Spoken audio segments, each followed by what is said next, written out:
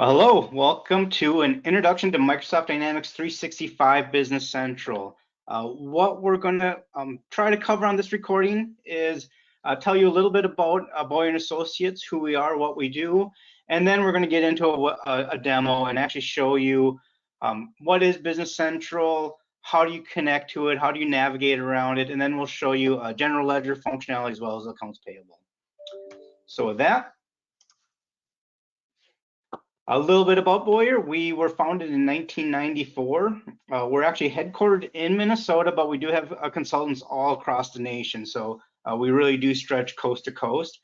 We were named one of the top 5% of Microsoft partners taking clients to the cloud. So we have moved quite a few on-premise clients up into Microsoft's cloud. And then 1 out of every 5 of our clients is a nonprofit organization, which is fairly unique. So we do focus on nonprofits, but we definitely have a large focus on for-profit industries across multiple sectors, from finance to supply chain companies to manufacturing organizations. So we definitely have a broad wealth of experience across multiple industries. And what makes us unique? So one of the big things is we are Microsoft centric. So all we do is sell Microsoft Dynamics products. And the next slide, I'll kind of talk about what those products are, but that is 100% our focus. We are also a launch partner for both Dynamics Business Central, and we are a Microsoft Cloud for Nonprofit launch partner as well. Again, that nonprofit focus does make us unique. Integrations is also a big focus of ours. So we understand organizations might have unique applications or industry-specific applications that they need to link to Business Central, and that is one of our strengths, is finding out how we can get those products to communicate with each other. And then managed services is another approach we have as well. So some organizations, it's not a one-size-fit-all, that we just don't want to go through our typical implementation process. They want to have more of a dedicated consultant with some kind of a repetition, and we will offer that. So whether that's creating new Power BI reports, or whether that's deploying a new module or working on integrations, we do offer that managed service plan. So this is a little bit about what Boyer does. So again, full implementations, dedicated phone support, again, integrations, customization development, report development, Azure cloud hosting, and again, taking you to Business Central. Then again, on the right-hand side, that's our Microsoft Dynamics centric focus. So we do support multiple Dynamics products, Business Central, of course, both in the cloud and on-premise. Dynamics NAV, Dynamics GP, and Dynamics SL are the older on-premise products. And then we do support what used to be known as customer service, but it's now Dynamics 365 sales, marketing, customer service. There's a fundraising and engagements component of that as well. And then also the Power Platform we do support as well. So that includes Power Apps, Power Automate, Power BI, and Power Virtual Agent. So again, very Microsoft centric in our product focus. So what is Dynamics 365 Business Central? So it is a full ERP solution. As you can see in that dark inner blue circle, that's all the functionality within Business Central. So again, we're really just going to cover GL and accounts payable today, but there is full financial suite, very strong distribution if you need to do sales orders or quoting or purchasing or handle shipping of products, and then manufacturing as well. So if you do have production bill of materials that you need to route through a warehouse floor or a manufacturing floor, Business Central is able to handle that. When we broaden out to that other circle, that's how we can start extending the functionality of Business Central. So we can handle EDI processing, we can do barcoding, we can do resource scheduling, and so forth. Then when you get to that bigger white circle, that's where we're going to show you some Office 365 integrations. That's where we start getting into Power BI for analytical and reporting. And then at the bottom, that Access Anywhere on the Go, there is a mobile app for Business Central. So if you do download onto your phone or a tablet, you are able to connect to Business Central. On the upper left-hand side, that smaller blue circle, that's all the dynamic sales, marketing, and customer service products as well. And again, fundraising engagement would be in there. There's project operations, there's service management, things of that nature. Those two circles overlay because there are integrations between the two, and there are further integrations that can be developed if necessary, leveraging Power Automate. And on the right-hand side, again with Business Central, if you go with the cloud product, there are no servers. It's all included with your licensing. It's hosted up in Microsoft's Azure environment. No client installs. There are no upgrades. Those automatically roll out twice a year. Typically, it's in the spring, like April, May timeframe, and then the fall, usually like an October, November timeframe. No backups to maintain. Microsoft handles all of those backups, so they do 15-minute incremental backups. They will do full nightly backups. Those backups are kept up to 30 days, and through the Business Central admin console, you can actually restore those backups yourself if you need to, or that's definitely something that we would offer as a service as well. So with that, let's hop into the software demonstration. So the screen you do see here, that is an example of what the app looks like. So again, the app is really replicating your home page, and we'll take a look at what that home page looks like here in a second. So to connect to Business Central, again, it is cloud-based, so I just need a web browser. I can use really any browser I want, Chrome, Firefox, Safari. In this case, I'm gonna launch with Microsoft Edge though. The biggest reason I do that is just to show you that I am signed in with my mod admin account. This is my domain account. It is a demo account in Business Central, but this is my work account. And what I can do to connect to Business Central now is I can absolutely shortcut it if I want to, but I'm gonna click on this waffle icon, go into all of my applications. And what you see here now is I've got Excel, Power BI, Word, Outlook, Teams is on here as well. But if I go into all of my apps, Business Central is actually going to be one of the products that I can connect to. So Business Central actually is grouped and licensed with all the Microsoft 365 products. So again, I could absolutely bookmark it, shortcut it if I want to. If I click from here, this is another thing you'll notice with Business Central is it'll actually have different environments in here. So I can connect to a sandbox environment if I want to. So this is a true replication of your production environment. These environments you can maintain and manage yourself as well. But I want to go ahead and go into production. So let me just back out into here, and I'll just launch with my shortcut this time. And this will take me into my production environment. So again, the first thing we're going to kind of walk through and talk about is how do we navigate the system? What does this homepage look like? So this is my homepage. This is really trying to show me everything important to my job. So right now I'm set up as a business manager in Business Central. That's my role. So I am really concerned with all things, cash related. Order to cash, procure to pay, the general ledger, all of those things are important to my job. Couple things you're going to see here is in the upper left-hand corner, I got my company name, so we can have multiple companies in Business Central, and I can just click on this name to always come back to this page. I've got these drop-down menus here to get to my main pages that I go to. So here's where I can get into my chart of accounts, process a journal entry, create or view budgets in here, fixed assets as part of the system. We'll look at financial reporting that's built in as well. If I go over to the sales side though, here's where I've got my customers, my items, I can do quotes, orders, invoices. Same thing on the purchasing side, I've got vendors, quotes, orders, invoices, and so on. Besides that, if there's any page I commonly go to, I can actually bookmark that page. So any page in the system can have a quick link right here. So it can be a report, it could be a journal entry screen, or I could just jump into my vendor list if I want to, for example. So if I click on that list, it'll take me into that list page. Here's that icon where you can see that I'm bookmarking that page. So again, I can toggle that on or off if I want to. And we'll talk more about these list views here, but all of these pages that I get here are list views, and I can do multiple things on these list views. I can sort, I can search. Maybe I want to see my vendors by the highest balance. I can do a ascending or descending search here. I can do it by vendor number as well if I want. Switch it back that way. I can personalize these pages, so even data entry forms, I can click on this gear icon and do a personalization. And so now I could move fields around, maybe phone number is not quite as important. I want to move that field over. I can add fields in here. So any field that's available, I can actually drag these fields out onto here. So maybe, I do want to see that country that they're associated with. If I decide, that field just isn't what I was looking for, I can also hide fields on here as well. So once I lay that out, I can save it. And now my personalizations are saved. And this is per user. Business Central does give the ability, though, if you do have a page set up that you really want to be company standard, you can deploy that across the organization. So there are ways to kind of push these personalizations across users. But also with these pages, I've got the ability to do these three things. So all of these list views have the ability to dump this data out to an Excel. I can actually edit this information in Excel, which I'll show you here shortly. With Edit Excel, you will see this with transactions as well, including posted transactions.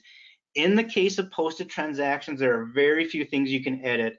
For example, on a journal entry, it's a description. On a vendor document, it's really a due date or a 1099 box or a 1099 amount, and that's it. So we can't change vendor ID, we can't change the date, we can't change the amount, we can't change where it posted to. In order to do that, we would need to do more of a reversing or a correcting entry so we have an audit trail of those changes. But I'll just go ahead and dump this data out to Excel real quick.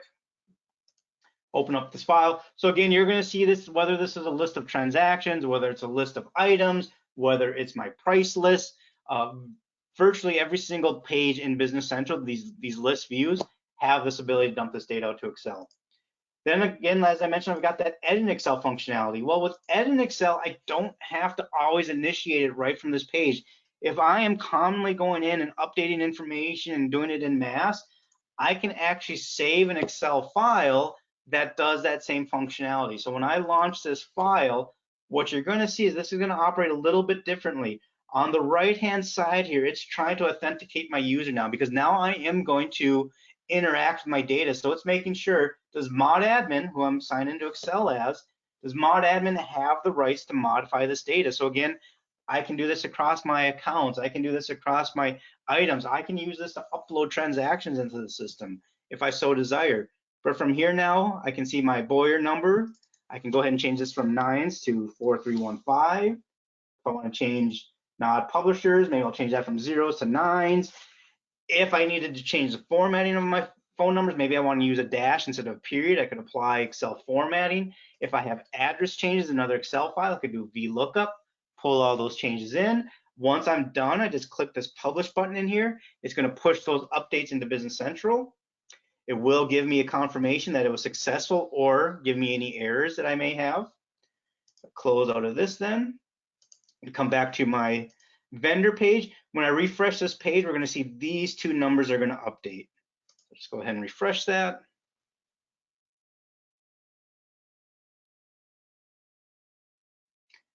And there's those two phone number changes. Then finally, one other thing with the Microsoft Office products is I do have the ability to share pages with teams. So again, across the board. So if I'm looking at a specific invoice and I'm questioning it, I can share that out with somebody on our AP team. Or if I'm looking at wide world importers, I see they've got a really high balance here. So I could drill back onto that vendor. And now I could share this specific vendor through Teams to make sure my accounts payable manager and I are talking about the exact same thing. So what happens here when I click on share to Teams, it just pops up, who do you want to share it to? And then this is the view that recipient gets. So in this case, I sent this information over to Megan, had a question on this, want to look at the balance. Megan can just click on the details here. It's going to sign her through as well. So again, it's making sure you have rights to look at this vendor information. Once your user gets authenticated, it's going to take me into Business Central now. So I'm actually interacting with Business Central through Teams in this example. Prior example, I was using Excel to interact with Business Central, and mainly I'm using a web browser as well. So in here, Megan can now see all that vendor information. She can click on that balance to actually see those transactions. And now Megan's in the list view. So if she wants to dump this data out to Excel, she can. If she wants to change the sorting or add filtering in here, maybe I want to look at a specific date range, I could come in here and add filters to this information and then be able to make decisions as to what do we need to pay, do we have any disputes on here, and even from this screen here, I can actually initiate payment on this. So this will queue up a check batch or an ACH batch. It won't actually process yet because maybe we have other processes that need to happen before that payment gets made, but it is a way for me to queue up that transaction. All right, so if I just go back here and click back on my company name, come back to my home page, a few other things you're going to see on this home page. Again, I've got quick actions here so I can create quick documents. I've got a lot of search capabilities in here as well. So if I do this find entries, What this is going to let me do is search the whole system for a specific transaction. So, I don't know the document number. Maybe I know the time frame. Maybe I know the document just had a 12 in it. So I can just kind of do a contains 12, click find, and the system's going to go through and find every document in the system that contains a 12. So once this gets through, so there I can see I've got sales documents in here, I've got purchase documents, I got GL entries. So I know it's a sales document, so I'll just go ahead and go look at the sales invoices. There, now again, I'm in another list view here, but here's all my sales documents. I can click on a specific document if I want to and see that actual transaction. Maybe I need to take it a step further. Maybe, we actually do buy and sell items, or we do maintain resources, something like that. What I can do now is search in data. What that's actually going to do is take me down a level deeper, so I can actually look at line information instead of just the document header information. My example is we're actually a furniture company, so I do sell tables and chairs. I want to go find where I've got chairs on orders. So if I click on that, now it's doing a full search again here, so it's finding purchasing documents, sales documents. It's actually finding my items in here as well. I can click on a specific purchase invoice in this case, and here now it shows me that item that I was looking for. I can even take it another step beyond that. So maybe I'm looking more for a functional area in Business Central. So, I need to find a specific report or a page in Business Central that I need to access. What I can do is maybe look for an aging report. So I can just start typing in aged. What that's now going to do is actually return me multiple results. So it's showing me on my current page, I actually have reports I can run right to an Excel file for aging. Here's some different pages that I can have that have aged in them. Here's actually 8 reports related to aging that I can run. I can go look for the online help on documentation as to how do I run an aging report. Or here's the App Store. So Microsoft actually has outside companies that create apps for Business Central, just like you see with an iPhone or an Android. We've got this App Store. So companies are extending the functionality of Business Central in some way, shape, or form. And in this case, there's actually almost 400 products out here that are extending aging in some way. That's where sandboxes really come into play. A lot of these do have 30-day trial periods, so I could download them, put them into a sandbox, test to see if that's something we do want to go forward with before we buy the license and roll it in production. All right, just a few other things on here. So I've got these queues on here. Again, as a business manager, I'm worried about uncollected AR and past due AP. These queues that I'm looking at are dependent on my role. So again, if I am a customer service rep, it might be number of opportunities I'm looking for. If I'm a production manager, it could be number of completed orders that we're looking for. Any of these queues I can actually click on and go see that past due balance. So here's that $600,000. You can see the red is an indicator that's past due. And from here, I could drill back to the original transaction. I actually do have the ability to do this find entries. What this is going to do is show me every touch point this transaction had in the system. So I could go look at the original GL entry, go look at the original vendor invoice, and have that information. Again, list view. I want that information out to Excel. I can. Edit in Excel in this case, really it's just the description is all I can edit because this is a posted document.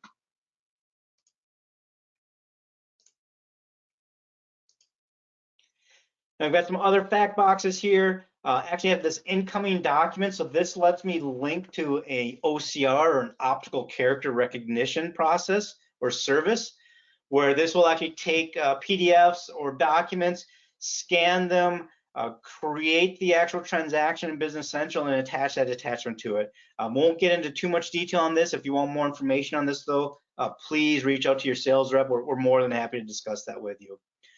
So I've got other tasks here. I've got approval. So Business Central does have workflow built in. As an approver, not only do I initiate approval requests, but I also have to approve documents.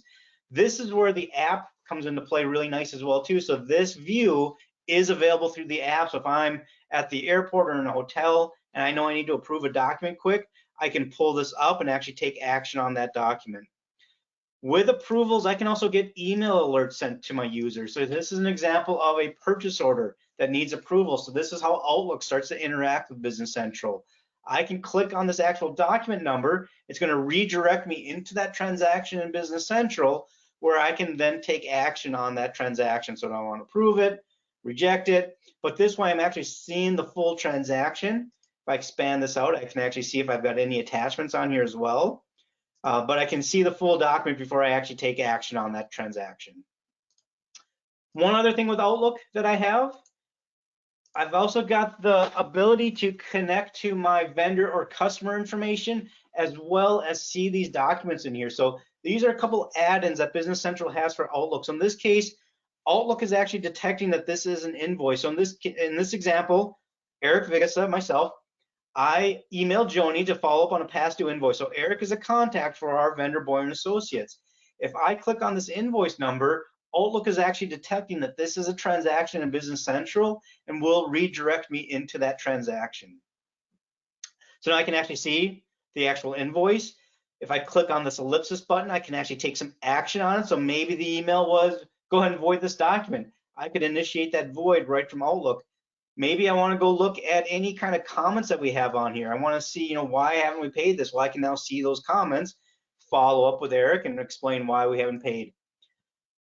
Also up here, I've got this contact insight. So if I click on that, it's actually going to take me into that vendor record or customer record if they're a customer, and I can go see that information related to Boyer. So if I click on here, it's going to redirect me in. In this case, Eric actually is a contact for a customer at Adam, as well as our vendor Boyer. But once I click onto this Boyer and Associates, it'll connect me in, and now I'll be able to see all of that master record information related to Boyer. So I can actually see attachments that we have on Boyer. I can see balance information in here. I can see all payments that we've processed with Boyer. I can click on any one of these links and actually see the detailed transactions behind. So here's all of our open invoices. Again, red is an indicator that we've not paid Boyer yet. I can click on a specific invoice to see the details. And if I want, I can actually expand this out to make it bigger and see more of a full screen view of that invoice. Okay, just a couple other things on here. So again, got some other activities on here. Maybe we're doing timesheets in here. I've got some dashboards on here as well. So I've got some KPIs that I can look at. I can actually select what chart I want in here. In this case, this is aging, and I can drill back on here. So if I want to look at, what is 12 months past due, I can drill that and see those amounts. And I've also got some trial balance reports in here. So same thing, I can drill back on these balances. I can see what accounts are making up that amount. I can drill down on that amount and actually see the detailed transactions making up that dollar amount. And finally, you can actually see I've got Power BI in here as well. So Power BI is another way that we can extend Business Central. So I can have a report in here. I can actually interact with this report. So if I want to focus on what are we doing in California, I can click on these areas and all these grids change. I can actually expand this report out as well if I want to make it bigger and navigate around through the report. With Power BI though, we can have people connect directly to Power BI. So I do have Power BI available here. So you do not need to have a Business Central license if you do want to deploy that data across your organization. So that is a great way for us to share data to other people within our organization.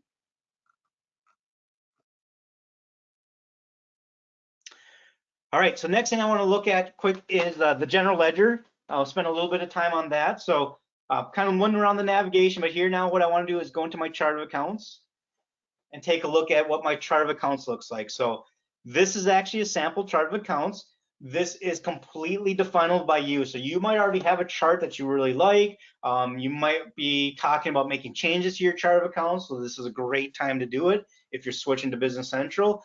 But this is what the base chart of accounts looks like. Again, list view. I can have all these options here. I can set up a favorite here. So if I just want to go look at my expense accounts real quick, I can click on that expense and it's going to filter me to my expense accounts. I've got the ability to drill back on an account. So maybe I want to take a look at this life insurance expense. I can drill down on that balance. It'll show me all those transactions making up that balance. Then again, I've got that same option here where I can do find entries. So I can actually go back to the original invoice if I wanted to. Maybe it was a bank transaction, maybe it was depreciation from an asset, but I can actually drill back to that original entry. If I just click on an account here real quick, you'll see basic information on the accounts. We can set up categories. The account subcategory, this is actually definable by you as well, and this really helps from a financial reporting standpoint. If I want to report on all of my fees expenses, I can just put that on a report. So if I do add a new account in this range, I don't have to worry about maintaining the report. It's just going to pull in for me.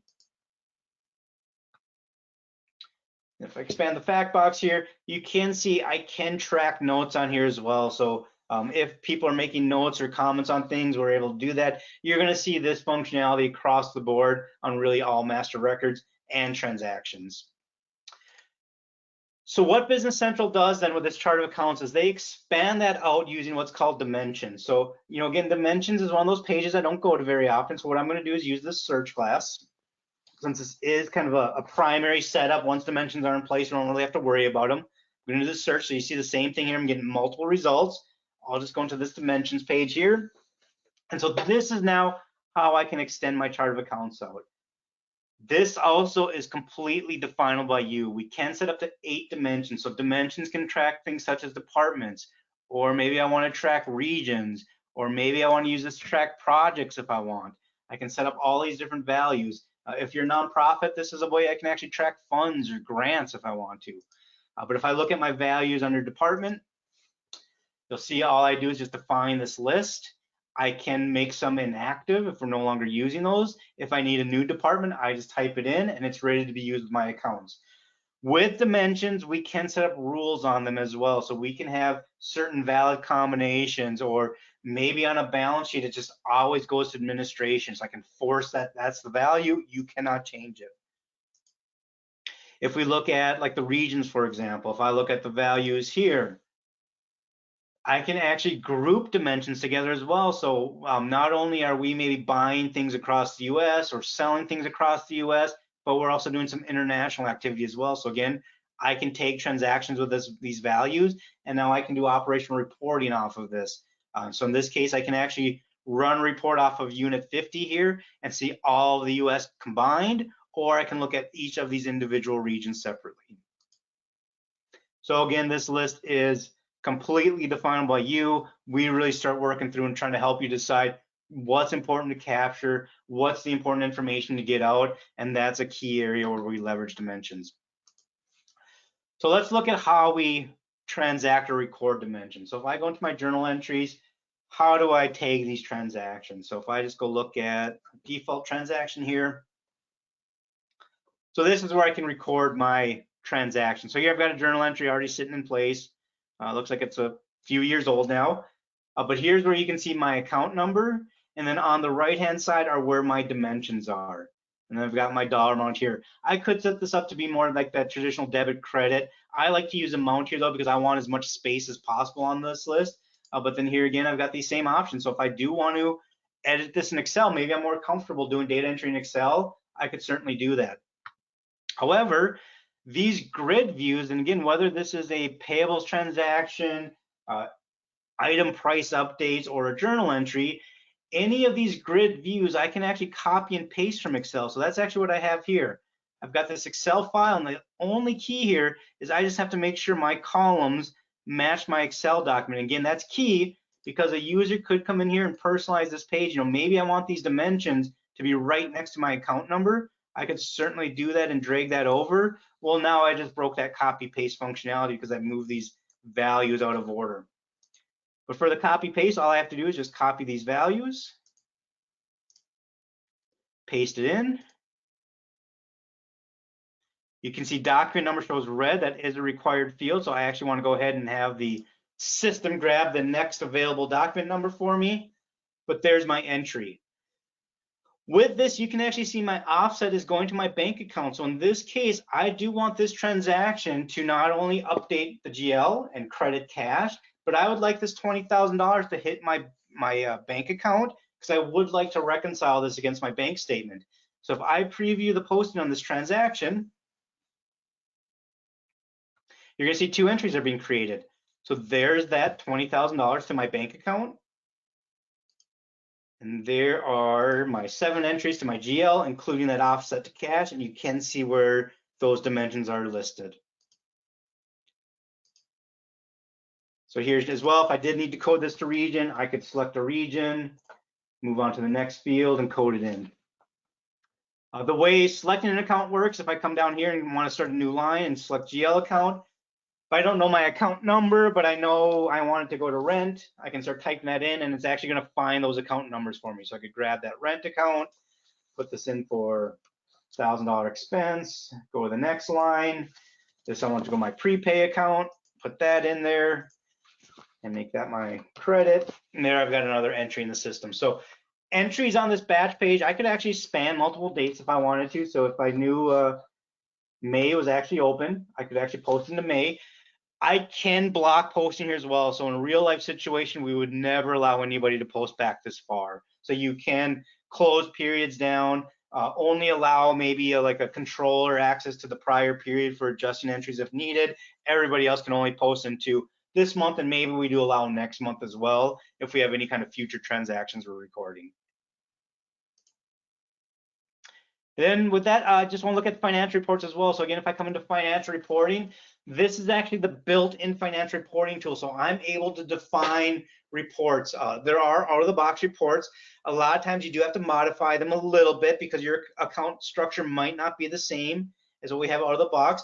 But if I come in here and look at my income statement, I can go ahead and process this report. Let's go ahead and let me just click on the report here. So this will actually run the report to the screen for me. I don't have any data here in 2023 yet, but if I go back a period,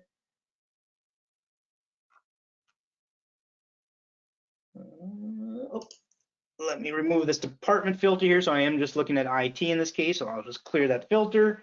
So you can see I can filter to any of my dimensions as well. So if I do want to run this by region or cost center or department in this case, I am able to do that. So here's an example of my report.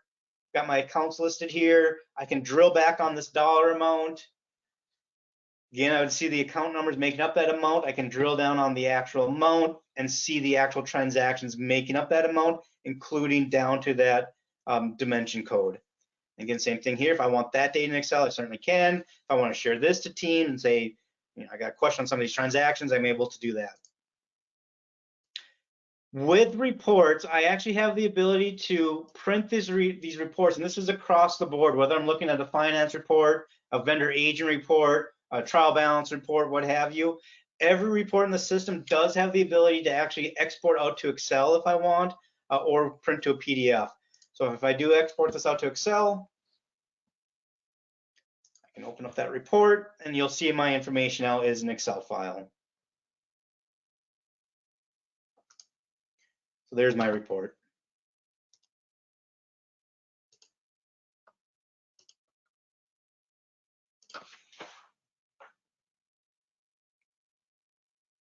All right, so let's look at AP. So with accounts payable, if we take a look at the vendor screen, this is where we can set up our vendors. I can create a new vendor record here if I want. I can have workflow on here if we want to have workflow processes to onboard a vendor. If I click on Boyer here, you'll just see some of the general vendor setup information. So I do have the ability to put attachments on my vendor. I can see balances. I've got vendor statistics here. So just like how we looked at the prior session with Outlook, if I want to see all the payments, I can get to the same information here within Business Central as well. So I can click on this view, see that payment information. Standard information on the vendors. I can have addresses. I can actually set up multiple remit to addresses. So I can have one vendor record, but maybe based on our location, payments need to go to different locations for that vendor. I can set up those addresses ahead of time and have those payments go to the right places. And then I've got 1099 information on here as well. So Business Central does support generating your 1099 reports for you. From here as well, if I go up to vendor and ledger entry, so if I want to look at every single transaction I process for this vendor, it'll take me to this page. So again, here I can see all my vendor invoices, dollar amounts. There's that 1099 amount. Again, this is one of those list views here. I've got the same information. In the case of an Excel, it really is just the 1099 amount, the 1099 box, and the due date is all I can change. I can't come in here and change the vendor ID. I can't change the posting date. All of that is locked in. With these views, if I want to quickly move this, so this is showing me everything. I can see invoices, payments, credit memos on here. But if I want to just look at open invoices, that's where I can set up these favorites here. So if I click on open invoices, it's going to do a filter just to Boyer's invoices. Maybe I want to see payments made. I can click on that as well, look at payments. I'm looking for a specific payment in here. I know it was maybe for $500. I can type that in. Didn't find anything there. Let's do 405. So there it actually found this transaction based on the posting date. Looks like it actually didn't find that amount here for me. Oh, it was also on document number. So it found it because of that document number field here as well. All right, let's put an invoice through the system. So if I want to create a new invoice, I can certainly do it right from here. I could do a new document if I wanted to and create a new invoice. We won't get into, we could do quotes and orders if we want to do more of a procurement process. We're not going to look at that today, but that functionality is here. But what I'm going to do is just go into my purchase invoice screen and I'm going to start a new invoice. So these are all my unposted invoices. Again, you can see I've got workflow enabled here. So I'm waiting on approvals for a lot of these. A lot of these have been released. I could batch post whatever's released if I wanted to.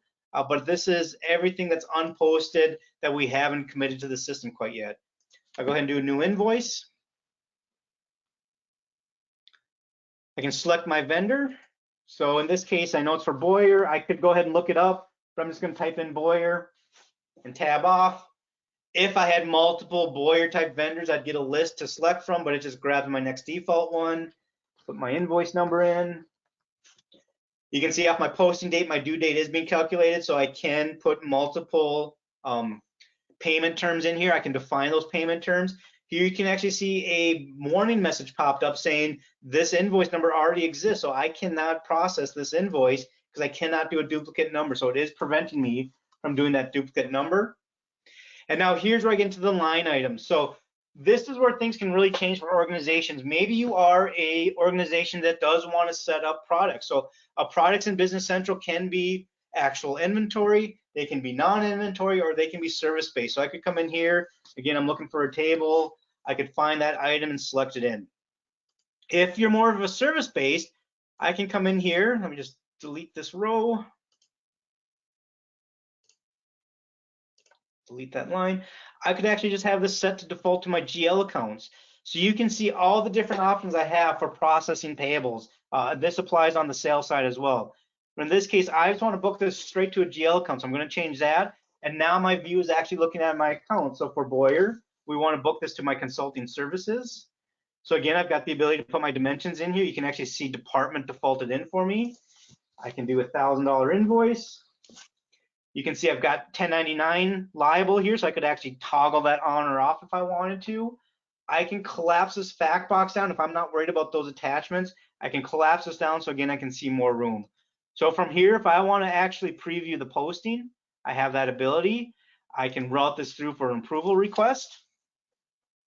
In this case, my mod admin actually is the final approver. So when I routed that through, you can actually see it automatically change it to release. So it's not going to make me approve my own document that I entered. Now you can absolutely enforce that rule if you want to make sure nobody who records a transaction is posting their own transaction before it's approved. You do have that ability.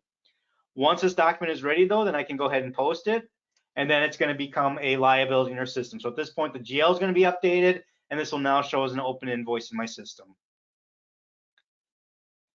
So next I want to record some payments against my vendors. So to do that, I go into my payment journal screen, and this is where I can actually create payments. So I do have the ability, if I just want to create one payment, get it out the door, I certainly can do that.